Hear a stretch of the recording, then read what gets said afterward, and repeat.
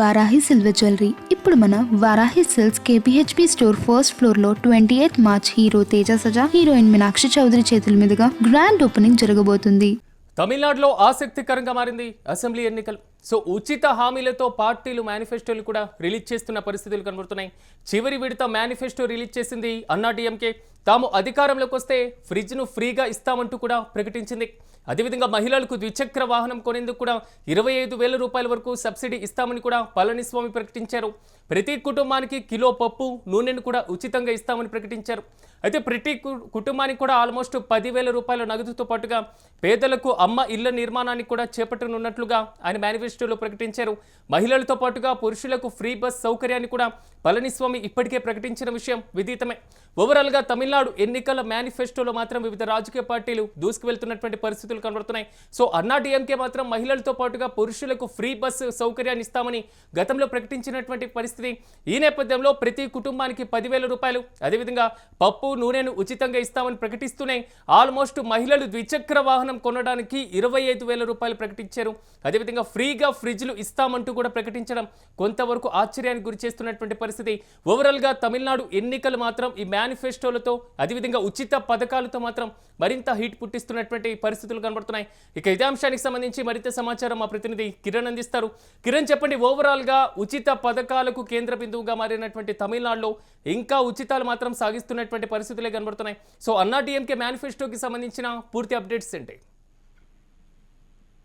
తమిళనాడులో ఎన్నికలు అత్యంత ఆసక్తికరంగా మారాయి. ఆయా రాజకీయ పార్టీలు, అధికార డిఎంకేతో పాటు ప్రతిపక్ష అన్నాడీఎంకే పార్టీలు కూడా ఉచిత పథకాల మీద ఉచిత పథకాలు, మహిళల పైన వరాల జల్లు గుర్తిస్తున్నాయి. మరోపక్క విజయ్, టీవీకే అధ్యక్షుడు విజయ్ కూడా మహిళల ఓట్లే టార్గెట్ గా మేనిఫెస్టో ఇప్పటికే ప్రకటించడం జరిగింది. ఏదైతే మహిళలకు ఉచిత స్కూటీలు, ఏదైతే ఇప్పుడు అన్నాడీఎంకే ప్రకటించిన, ఒకసారి అన్నాడీఎంకే మేనిఫెస్టో మనం గమనిస్తే గతంలో ఇచ్చిన హామీలు కాకుండా గతంలో 3 సార్లు మేనిఫెస్టో రిలీజ్ చేశారు. ఇప్పుడు 4వసారి చివరి విడత మేనిఫెస్టో రిలీజ్ చేశారు. ఆ మేనిఫెస్టోలో ఒకసారి మనం గమనించినప్పుడు తాము అధికారంలోకి వస్తే ప్రతి ఇంటికి ఒక ఫ్రిడ్జ్ ఉచితంగా ఇస్తాం, మహిళలకు ద్విచక్ర వాహనాలు కొనేందుకు 25,000 రూపాయల ఆర్థిక సాయం, మరోపక్క ప్రతి కుటుంబానికి కిలో పప్పు నూనె ఉచితం, ప్రతి కుటుంబానికి 10,000 రూపాయలు నగదు, పేదలకు ఇళ్ల నిర్మాణం, అమ్మ పేరుతో ఏదైతే అమ్మ జయలలిత పేరుతో ఇళ్ల నిర్మాణం,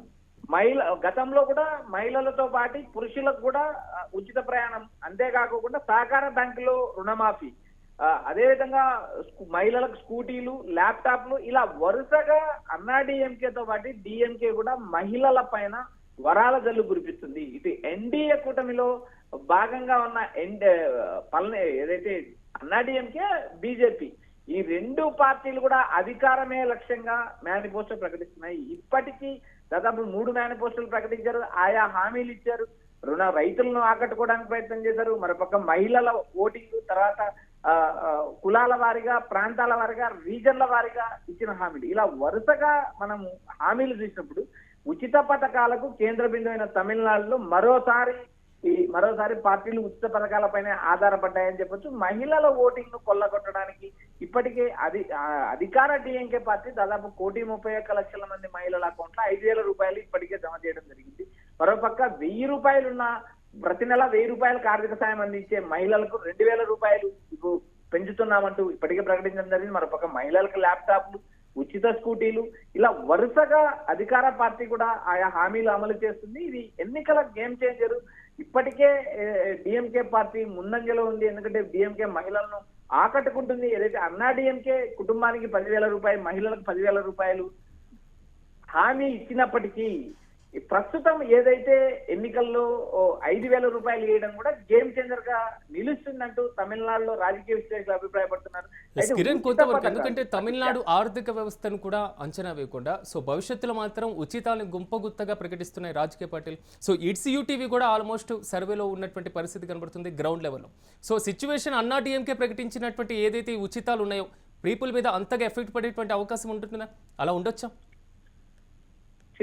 ఇప్పటి వరకు మనకు యూటీవీ గ్రౌండ్ రిపోర్ట్ కావచ్చు, లేకపోతే గ్రౌండ్ లో తిరుగుతున్న అభిప్రాయం కావచ్చు, దేశవ్యాప్తంగా ఆయా సర్వేలు చెప్పిన అంశాలు కావచ్చు, వీటిని అన్నిటినీ పరిశీలించినప్పుడు అన్నా డిఎంకే కంటే డిఎంకే చాలా బలంగా ఉండేట్టు రాజకీయ విశ్లేషకులతో యూటీవీతో పాటు రాజకీయ విశ్లేషకులు కూడా అభిప్రాయపడుతున్నారు. ఎందుకంటే అన్నా డిఎంకే కూటమిలో కేవలం 4 నుంచి 5 పార్టీలు మాత్రమే భాగస్వామ్యం ఉన్నాయి. మరోపక్క స్టాలిన్ కూటమిలో దాదాపు 23 నుంచి 26 పార్టీలు కూటమిలో ఉన్నాయి. ఒక్కొక్క పార్టీకి కొన్ని సీట్లు ఏదైతే 2-3 సీట్లు ఇచ్చుకుంటూ వెళ్ళినా కూడా డిఎంకే కేవలం తమ గుర్తు ఏదైతే ఎక్కువ శాతం గుర్తింపు లేని పార్టీలు కూటమిలో ఉండడం వల్ల వాటికి సూర్యుడి గుర్తు మీద ఏదైతే డిఎంకే సింబల్ మీదనే పోటీ చేసే అవకాశం ఇస్తున్నారు. అయితే ఇక్కడ ప్రధానంగా అటు అన్నా డిఎంకే కూటమిలో బీజేపీకి 27 సీట్లతో పళనిస్వామి నచ్చజెప్పడం జరిగింది. మరోపక్క స్టాలిన్ అధికార డిఎంకే తరఫున తమిళనాడు ముఖ్యమంత్రిగా ఉన్న స్టాలిన్ కాంగ్రెస్ పార్టీకి 28 సీట్లు ఇవ్వడం జరిగింది. జాతీయ పార్టీలు ఇక్కడ నామమాత్రం అయినప్పటికీ తమిళ వాదము ద్రవిడ సిద్ధాంతాల ఆధారంగా జరగబోయే ఈ ఎన్నికల్లో ఖచ్చితంగా అన్నా డిఎంకే ఈసారి గెలవకపోతే ఆ పార్టీ మనుగడ కూడా కష్టమవుతుందంటే రాజకీయ వర్గాల్లో ఒక చర్చ నడుస్తుంది. పళనిస్వామి ఇటు పార్టీలో ఆధిపత్యం సాధించారు. పార్టీలో ఉన్న శశికళ కావచ్చు, పన్నీర్ సెల్వం కావచ్చు, టీటీ దినకరన్ కావచ్చు, ప్రసూటి రామచంద్రన్ కావచ్చు, మరికొంతమంది నేతలు సీనియర్ నేతలు పార్టీని వీడిన పార్టీలో అప్పర్ హ్యాండ్ ఆధిపత్యం అయితే సాధించారు. అయితే ఇప్పుడు ఎన్నికలు గెలిస్తేనే తన నాయకత్వ ప్రతిభ నిలబడుతుంది తప్పితే ఎన్నికలను సమర్థవంతంగా గెలిపించే శక్తి ఉందా లేదా అనేది కూడా రాబోయే రోజుల్లో పళనిస్వామి శక్తికి ఏదైతే పళనిస్వామికి అగ్ని పరీక్షలు అనేది. మరోపక్క అధికార డిఎంకే అత్యంత బలంగా ఉంది.